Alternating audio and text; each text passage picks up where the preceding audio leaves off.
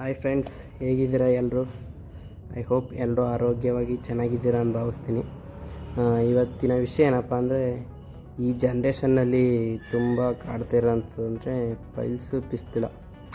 ಆರೋಗ್ಯದಲ್ಲಿ ಇಷ್ಟೇ ತಿನ್ನಬೇಕು, ಇಲ್ಲ ನಮ್ಮ ಆರೋಗ್ಯನ ಇಷ್ಟೇ ನೋಡ್ಕೋಬೇಕು ಅಂತ ನಮಗೆ ಅಂದಾಜಿರೋದಿಲ್ಲ. ಯಾವ್ಯಾವುದೋ ಟೆನ್ಷನಲ್ಲಿ ಏನೇನೋ ಒಂದು ಆಹಾರನ ಸೇವಿಸಿ ತುಂಬ ಹಲವಾರು ಒಂದು ಕಾಯಿಲೆಗಳಿಗೆ ಆಹ್ವಾನ ನೀಡಿದಂಗೆ ನಾವು.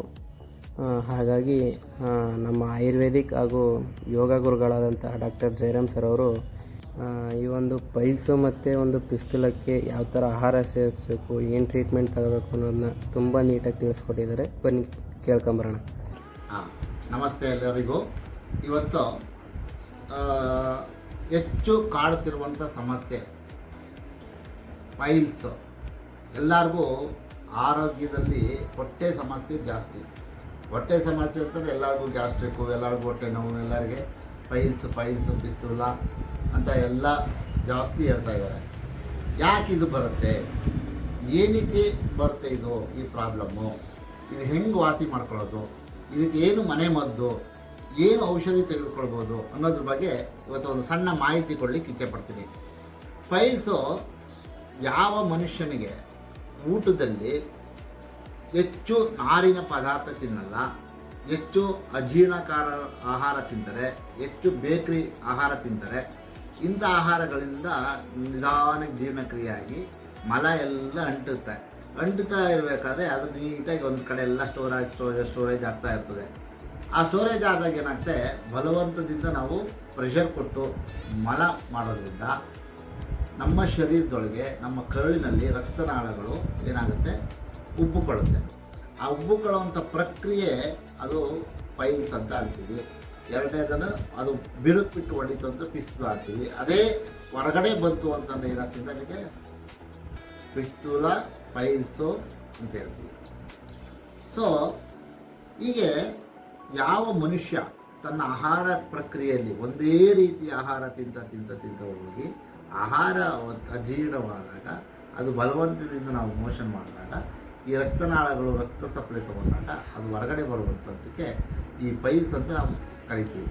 ಹೀಗೆ ನಾವು ಹೆಚ್ಚು ಮಾಂಸದ ಆಹಾರ ತಿನ್ನೋದು, ಫ್ಯಾಟ್ ಆಹಾರ ತಿನ್ನುವಂಥದ್ದು, ಅದು ಜೀರ್ಣ ಆಗದೆ ಮತ್ತೆ ಮೇಲೆ ಇನ್ನೊಂದು ಊಟ ಮಾಡೋದು, ಅದು ಮತ್ತೆ ಜೀರ್ಣ ಆಗಿಲ್ಲ ಮತ್ತೆ ಇನ್ನೊಂದು ಊಟ ಮಾಡೋದು, ಮೇಲೆ ಕರೆದ ಪದಾರ್ಥಗಳನ್ನ ತಿಂತಾ ಇರುವಂಥದ್ದು, ಬೇಕ್ರಿ ಪದಾರ್ಥ ತಿನ್ನುವಂಥದ್ದು, ಈ ಥರ ತಿಂತಾ ಇದ್ದಾಗ ನಮ್ಮ ಹೊಟ್ಟೆಯು ಸಹ ಅಜೀರ್ಣವಾಗಿ ಗ್ಯಾಸ್ಟ್ರಿಕ್ ಆಗುತ್ತೆ, ಪೈಲ್ಸ್ ಆಗುತ್ತೆ.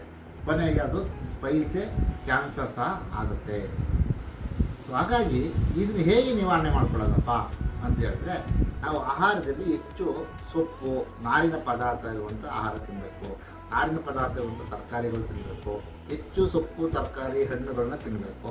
ಆನಂತರ ಇತರೆ ಆಹಾರನ ಒಂದು 30% ಅಂದರೆ ನಾವು ತಿನ್ನುವಂಥ ಅನ್ನ, ಸಾಂಬಾರು ಈ ಥರದ್ದು ಒಂದು 30% ತಿನ್ನಬೇಕು, ಇದನ್ನು ಜಾಸ್ತಿ ತಿನ್ನಬೇಕು.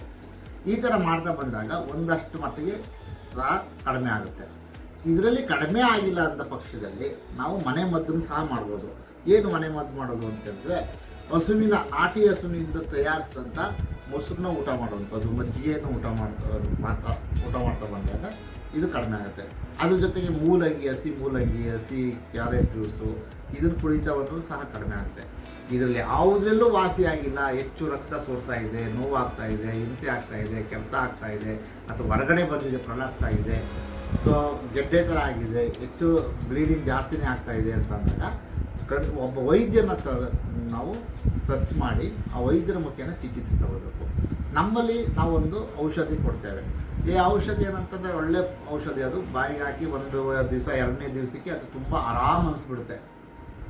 ನಿಮಗೆ ಯಾವುದೆಲ್ಲೂ ವಾಸಿಯಾಗಿಲ್ಲ ಅಂದರೆ ನಾವು ಕೊಡುವಂಥ ಔಷಧಿ ತೆಗೆದುಕೊಂಡು, ಅದು ಹೇಗೆ ಅಂತ ಹೇಳಿದ್ರೆ, ಇವತ್ತು ತಡೆಯಲಾರದು ನೋವು ಅಂತ ಅಂದ್ಕೊಳ್ಳಿ, ನಾವು ಕೊಟ್ಟಂಥ ಔಷಧಿ ಇವತ್ತು ಮತ್ತು ನಾಳೆ ತಗೊಳ್ಳೋಷ್ಟರಲ್ಲಿ ಕಂಪ್ಲೀಟ್ ನಿಮಗೆ ನೋವು ಕಡಿಮೆ ಆಗುತ್ತೆ, ಬ್ಲೀಡಿಂಗ್ ಕಡಿಮೆ ಆಗುತ್ತೆ, ಸೊ ಆರಾಮ್ ಅನಿಸುತ್ತೆ ನಿಮಗೆ, ಹೊಟ್ಟೆ ಇಂದ ಬರೋಂಥ ಗ್ಯಾಸ್ಗಳೆಲ್ಲ ಕಡಿಮೆ ಆಗುತ್ತೆ.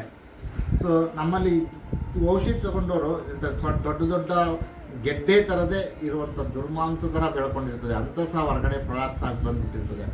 ಅದು ಒಳಗಡೆ ಹೋಗೋಕ್ಕೂ ಆಗೋದಿಲ್ಲ, ತಳ್ಳಿದ್ರೂ ಹೋಗೋಕ್ಕಾಗೋದಿಲ್ಲ. ಅಂಥ ಸುಧಾ ವಿತಿನ್ ಒಂದು ತಿಂಗಳು, 1.5 ತಿಂಗಳಲ್ಲಿ ನಮ್ಮಲ್ಲಿ ಗುಣಮುಖರಾದಂಥ ಬೇಕಾದಷ್ಟು ಜನ ಪೇಷಂಟ್ಸ್ ಇದ್ದಾರೆ. ಸೊ ಹಾಗಾಗಿ ನೀವು ನಮ್ಮನ್ನು ಬಂದು ನಿಮಗೆ ಮನೆ ಮಧ್ಯದಲ್ಲಿ ವಾಸಿಯಾಗಿರೋಂಥ ಸಂಪರ್ಕಿಸಿದ್ರೆ ನಮ್ಮ ಔಷಧಿ ನೀವು ತಗೊಂಡು ಆರಾಮಾಗಿ ಗುಣಮುಖರಾಗ್ಬೋದು. ರೋಗರಹಿತ ಮುಕ್ತ, ಆ ಜೀರ್ಣಕ್ರಿಯೆಗೆ ಮುಕ್ತ, ಅಥವಾ ನಿಮಗೆ ಈ ಪೈಲ್ಸಿನ ಕೊನೆಯ ಹಂತ ಅದು ಕ್ಯಾನ್ಸರ್ ಸಹ ಆಗ್ಬೋದು. ಅದಕ್ಕೆ ನಮ್ಮಲ್ಲಿ ಖಂಡಿತ ಚಿಕಿತ್ಸೆ ಇದ್ದೇ ಇದೆ. ದಯವಿಟ್ಟು ತೆಗೆದುಕೊಂಡು ನೀವು ಪರಿಹಾರ ಮಾಡ್ಕೊಳ್ಬೋದು. ಎಲ್ಲರಿಗೂ ನಮಸ್ತೆ. ಹಾಯ್ ಫ್ರೆಂಡ್ಸ್, ನೋಡಿದ್ರಲ್ಲ ಆಯುರ್ವೇದಿಕ್ ಹಾಗೂ ಯೋಗ ಗುರುಗಳಾದಂಥ ಡಾಕ್ಟರ್ ಜಯರಾಮ್ ಸರ್ ಅವರು ಈ ಒಂದು ಪೈಲ್ಸ್ ಮತ್ತು ಪಿಸ್ತುಲ ಬಗ್ಗೆ ಯಾವ ಥರ ಆಹಾರ ಸೇವಿಸಬೇಕು ಮತ್ತು ಯಾವ ಥರ ಟ್ರೀಟ್ಮೆಂಟ್ ತಗೋಬೇಕು, ಯಾವ ಥರ ಆಹಾರ ಸೇವಿಸಿದ್ರೆ ಈ ಒಂದು ಪೈಲ್ಸ್ ಮತ್ತು ಪಿಸ್ತುಲ ಆಗುತ್ತೆ ಅನ್ನೋದನ್ನ ಎಷ್ಟು ನೀಟಾಗಿ ಸ್ಟೆಪ್ ಬೈ ಸ್ಟೆಪ್ ಹೇಳ್ಕೊಟ್ಟಿದ್ದಾರೆ ಅಂತ. ನಿಮಗೂ ಯಾವುದೇ ಇತರೆ ಆರೋಗ್ಯ ಸಮಸ್ಯೆ ಇದ್ದಲ್ಲಿ ಕೂಡಲೇ ಕಾಂಟ್ಯಾಕ್ಟ್ ಮಾಡಿ. ಕಾಂಟ್ಯಾಕ್ಟ್ ನಂಬರ್ ಡಿಸ್ಕ್ರಿಪ್ಷನಲ್ಲಿ ಹಾಕಿರ್ತೀನಿ. ಮತ್ತು ಈ ವಿಡಿಯೋನ ಇನ್ನೂ ಹೆಚ್ಚಿನ ಜನಕ್ಕೆ ಶೇರ್ ಮಾಡಿ ಹಾಗೂ ಫಾಲೋ ಮಾಡಿ, ಲೈಕ್ ಮಾಡಿ. Thank you.